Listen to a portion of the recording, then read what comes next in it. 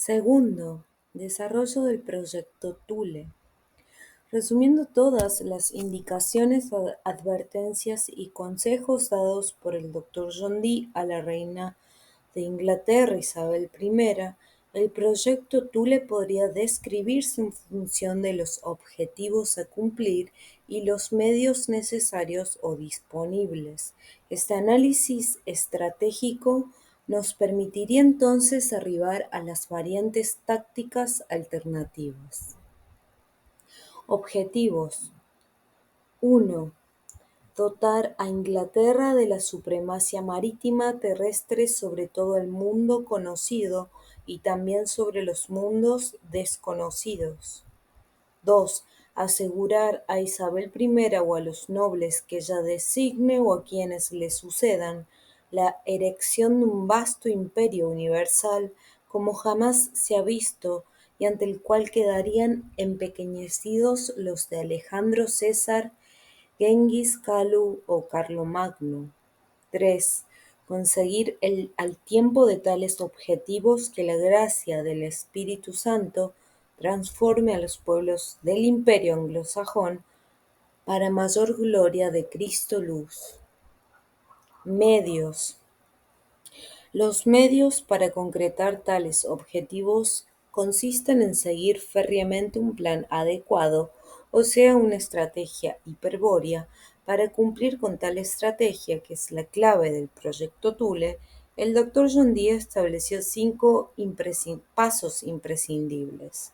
Primer paso: ocupación estratégica inmediata de Groenlandia por tropas de Inglaterra, asegurando al imperio de ese modo el exclusivo control de la entrada a los otros mundos.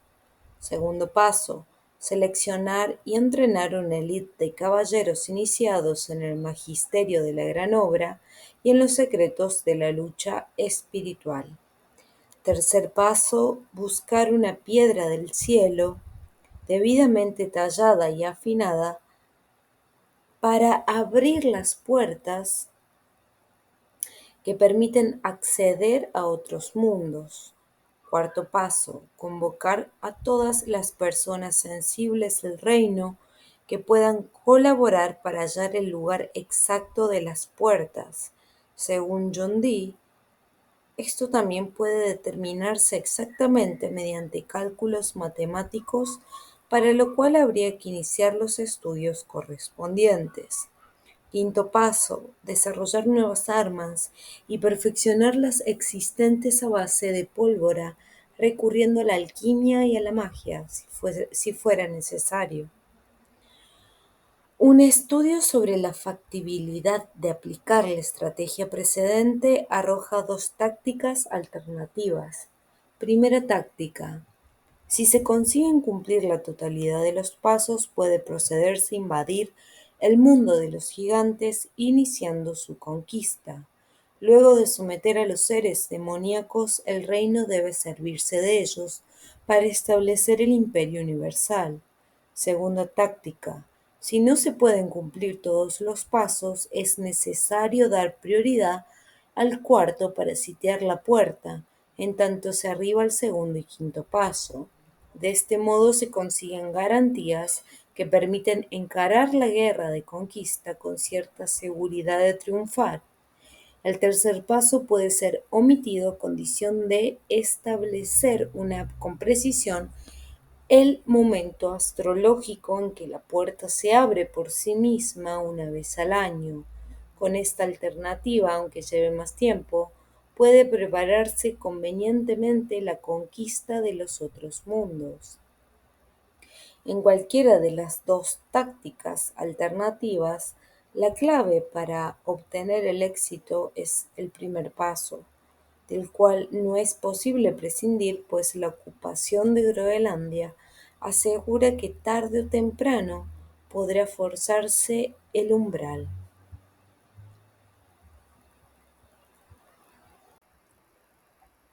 Tercero, reacción sinárquica contra John Dee.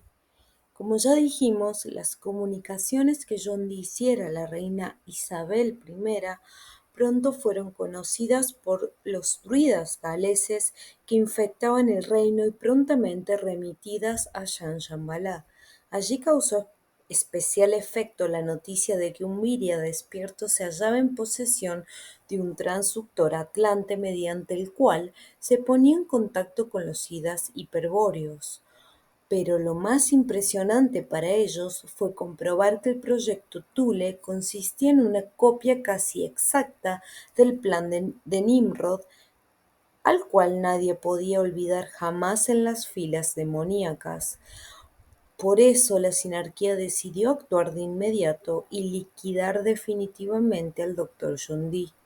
Neutralizar a John Dee se convirtió así en el objetivo prioritario de los demonios, y con ese fin enviaron a Londres a dos discípulos, un judío llamado Barnabás Saúl y un temible druida de nombre Edward Talbot, conocido luego por su seudónimo celta de Kelly o Kelly.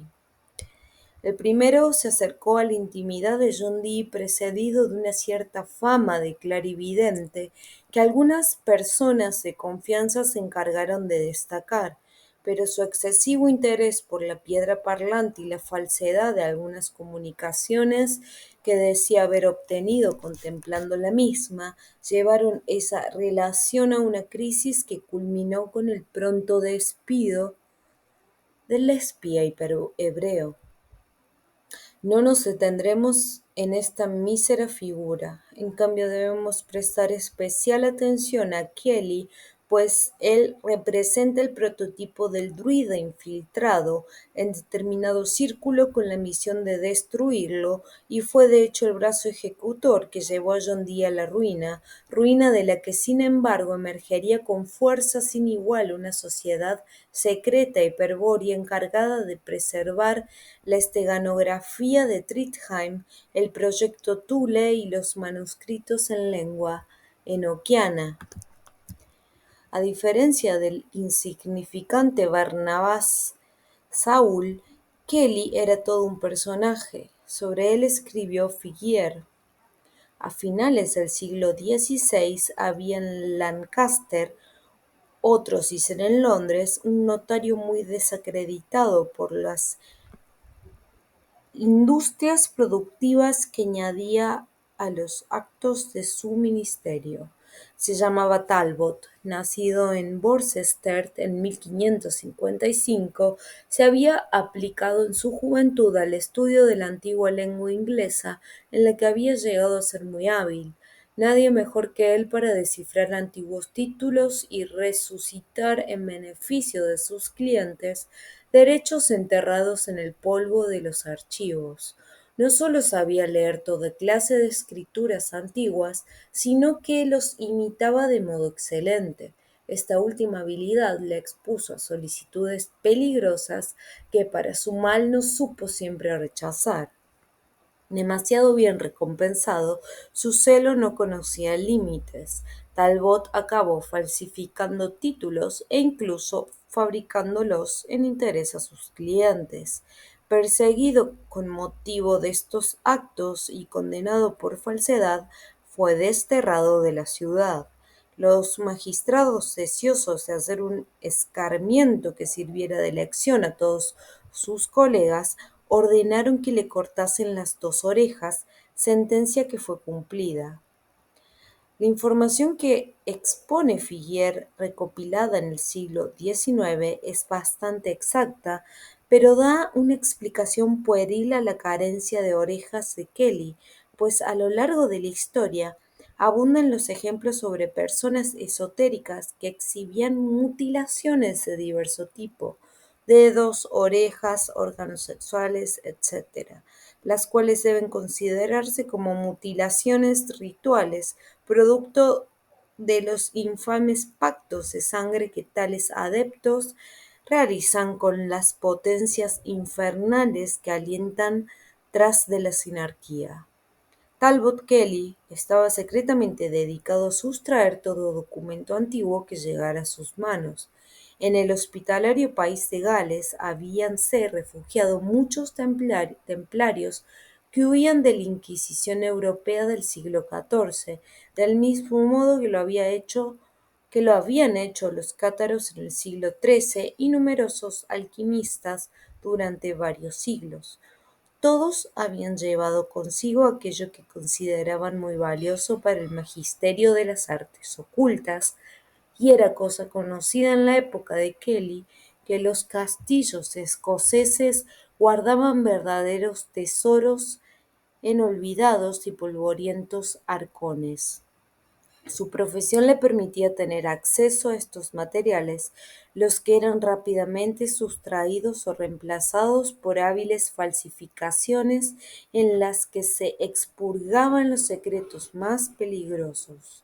La tarea de agentes secretos como Kelly es sin duda la causa de que existan en nuestros días tantos manuscritos absurdos e incomprensibles de la Edad Media. Como el doctor John Dee era el especialista en criptografía y filólogo más prestigioso de Inglaterra y cultivaba la afición por coleccionar manuscritos antiguos de alquimia u ocultismo, forzosamente debía tropezar con Kelly durante sus búsquedas. Eso había ocurrido unos 10 años antes, y desde entonces el astuto Kelly había mantenido una relación amistosa con John Dee, estimulada con la venta de manuscritos y libros a los que el sabio era tan adicto y que el druida obtenía con sorprendente facilidad. Al comenzar el reinado de Isabel I se desató un demoledor ataque contra la Iglesia católica y sus fieles que abarcó a toda la Gran Bretaña.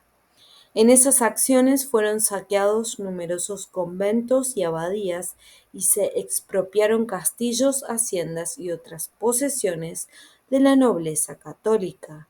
Se comprende que en esas circunstancias un personaje como Kelly debía medrar en cada ocasión que se le presentara para hacerse de los libros y escritos del botín protestante. Por consiguiente, tras 24 años del reinado de Isabel I, el surtido de materiales en posesión de Kelly era inacabable. Pero lo más importante consistía en que siempre sabía dónde encontrar los documentos más raros para satisfacer los deseos de John Dee. Gozaba pues de la confianza de éste cuando en 1582 apareció en Londres sumamente interesado en observar la famosa piedra parlante. La estrategia que la sinarquía aplicó para neutralizar a John Dee puede resumirse en dos golpes tácticos. Primero, intrigar en la corte para desprestigiar al sabio y aislarlo de Isabel I, su protectora. Como el sabio carecía de recursos personales, el éxito de esta táctica significaría su ruina económica, cabiendo esperar que el proyecto Thule se tornase impracticable luego de la caída de su mentor. Segundo, el adepto Kelly debería mantenerse lo más cerca posible de John Dee, acompañándolo en sus desventuras y aguardando la oportunidad de descargar el golpe de gracia. El objetivo de esta acción sería: A. Obtener el espejo mágico para ser devuelto a Shambhala. B. Recuperar el material peligroso que tuviera John Dee en su poder, o sea, la esteganografía, los escritos en lengua enoquiana y la irreemplazable biblioteca de manuscritos y libros incunables. C. Asesinar al imprudente John Dee cuando el desprestigio lo hubiese sumido en el ostracismo y el olvido. Para cumplir la precedente estrategia se aprovechó en primer término la natural ingenuidad del sabio. En efecto, en 1582 se presentó Kelly con una bolsa conteniendo un polvo amarillento del cual decía que era piedra filosofal. Contó la historia de que él mismo había sido hallado en la tumba de un obispo católico del país de Gales, que fue profanada en días de la revuelta protestante. Junto con el polvo se encontró un manuscrito que enseñaba el Ars Regia, la fabricación artificial de oro por medio de operaciones alquimistas. El documento estaba cifrado tal como se acostumbraba en aquellas épocas y según Kelly solo un experto como John Dee podría descifrarlo. Aunque parezca increíble, esta sencilla treta dio resultado y el sabio pronto se vio entusiasmado por efectuar exitosamente una transmutación. El sabio inglés descifró fácilmente el manuscrito y siguió sus instrucciones. Así fue como con el concurso del polvo amarillo aportado por Kelly, pronto obtuvo algunas libras de oro en el crisol, pero ese polvo, esa piedra filosofal, verosímilmente era un compuesto aurífero preparado por el astuto druida con fines de engaño, lo que explica la fantástica transmutación. Decimos esto no porque neguemos la posibilidad de la transmutación alquimista, sino por el contrario porque la verdadera piedra filosofal funciona en resonancia con fluidos vitales del magíster, como todas las técnicas del mismo tipo, y no podría ser utilizada en la forma que lo hizo Kelly para engañar a John Dee. Lo más seguro es que el oro estaba presente en el polvo amarillo. Sea como fuere, lo cierto es que Kelly sugirió comunicar el descubrimiento a la corte, siniestro consejo que, al ser seguido insensatamente por el sabio, señaló el primer éxito de la táctica sinárquica, pues inmediatamente que se hizo público el hecho de que el sabio podía fabricar oro, varias personas influyentes comenzaron a intrigar ante Isabel I para que suspendiese todos los sueldos que la corona pagaba a John Dee. Esta medida no hubiese afectado a nuestro héroe si no fuera porque previsiblemente el polvo amarillo no produjo más oro. Las posteriores retractaciones y aclaraciones solo sirvieron para cimentar su desprestigio y no revirtieron la situación económica, que fue haciéndose cada vez más crítica, pues no recibió ni un centavo más de la corona inglesa. 2 años después se hallaba en la completa ruina, malvendiendo algunos de los valiosos manuscritos de su biblioteca para poder comer. Los clientes interesados en adquirir tales obras eran presentados al sabio por Kelly. Como se comprueba entonces, en 1584 el éxito de la estrategia sinárquica era total y seguramente pronto habría sido asesinado el ilustre sabio de no mediar un suceso imprevisible para las filas demoníacas. Este hecho salvador para John Dee no tiene conexión causal con sus desventuras, pero presenta claramente la evidencia de una vinculación carismática entre vidas, la cual es sincronística para los miembros de la Áurea Catena. Debemos recordar del capítulo El espejo de piedra que el emperador de Alemania, Rodolfo II, mantenía un correo secreto con Isabel I para negociar la venta del espejo mágico de la princesa Papán.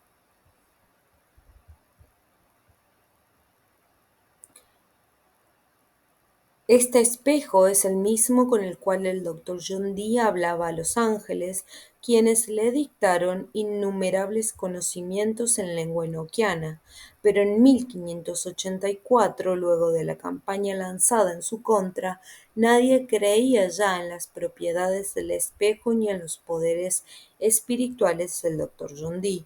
Por eso Isabel I, para quien el espejo mágico era solo un trozo de fea roca pulida y el proyecto Tule una utopía imposible, decidió emplear al desdichado John Dee para algo más inminente y concreto, la guerra contra España, y para que desplegase una actividad en la cual éste siempre se destacó, el espionaje.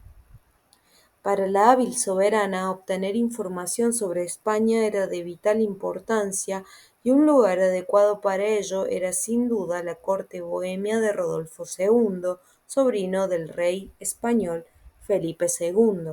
decidió llevar a cabo esta empresa avisando a Rodolfo II que no podría desprenderse de la preciosa piedra americana, pero que con gusto la enviaría a Praga con un mensajero prestigioso y sabio de nombre John Dee. La maniobra tenía por objeto infiltrar al espía en la corte alemana para adquirir toda la información posible sobre los Habsburgos españoles y, de ser posible, lograr que Rodolfo II facilite a este un salvoconducto para llegar a la misma España. Como se ve, era una misión suicida, muy distinta de aquellos viajes a los Países Bajos que realizara antaño para adquirir brújulas o mapas portugueses en beneficio de la corona inglesa, pero a John Dee no le quedaban alternativas. Acosado por el hambre, desconcertado por el súbito cambio de suerte, minada su salud por el envenenamiento sistemático a que lo sometía Kelly con sus drogas, que tan bien conocen los druidas, y con su mujer totalmente dominada por éste, en fin, a causa de tantas súbitas desventuras, el sabio no dudó en aceptar la empresa. Desde que Kelly se introdujo en la vida de John Dee, prácticamente cesó su producción literaria y hasta el poder de hablar con los ángeles disminuyó completamente. Necesitaba ahora concentrarse mucho tiempo para lograr el contacto, y cuando obtenía este todo sucedía con tal velocidad que era incapaz de retener los mensajes en lengua enoquiana.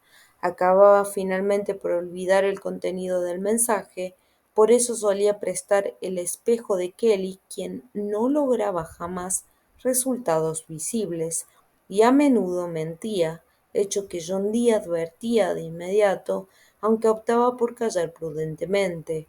Atribuía las maniobras de Kelly a un orgullo de alquimista herido, que necesitaba mentir para justificar algún éxito. Y debemos decirlo, nunca sospechó nada malo de Kelly ni creyó que formara parte de un complot, salvo al final de su vida, cuando ya estaba irremediablemente perdido. ¿Cómo puede equivocarse así un Viria despierto? Lo explicaremos al final del quinto libro, al tratar sobre el cerco sinárquico. Antes de partir para Europa con Kelly, que no se despegaba del sabio, consultó penosamente el espejo y obtuvo el consejo de transportar todos los manuscritos en lengua enoquiana y la esteganografía. Esta sugerencia hizo palidecer de terror al doctor John Dee, pues, estando al tanto de lo sucedido con Trondheim, no creía prudente llevar a la Europa católica un libro que figuraba en el Index Librorum Prohibitorum de la Congregación del Santo Oficio. Estar en posesión de un texto prohibido todavía significaba la hoguera en 1584, y si aparte lo acompañaba con copiosos textos cifrados, no de otro modo serían tomados sus manuscritos, ya que la lengua enoquiana era totalmente desconocida. El peligro de despertar sospechas sería mayor. Sin embargo, fue el buen Kelly quien lo convenció finalmente de llevarlos. El interés se debía a que el druida confiaba en que lograría destruir los textos por el camino o en denunciar a John Dee al presentarse en la menor oportunidad. Y así fue como un día, munido de un baúl blindado con barras de acero, repleto de material herético, John Dee, Kelly y sus respectivas mujeres partieron hacia Holanda, donde en la frontera de Flandes los esperaba el enviado de Rodolfo II para conducirlos en un largo viaje hasta Praga.